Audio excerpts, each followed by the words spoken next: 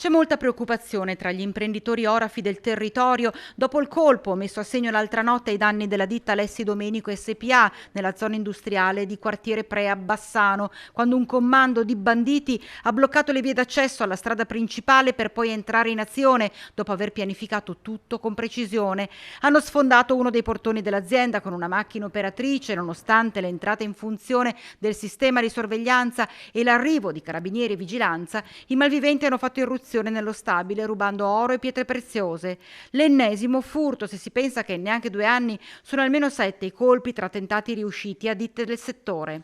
Noi già l'anno scorso avevamo chiesto un incontro con le forze dell'ordine appunto per segnalare questi continui furti che tra l'altro si ripetono con nella stessa modalità, quindi fanno pensare che la banda sia sempre la stessa. Quindi io ricevo sempre dai miei colleghi un certo senso di frustrazione, anche di preoccupazione per queste cose che continuano. Lucchetta accoglie l'occasione per lanciare un messaggio direttamente alla politica e alle istituzioni.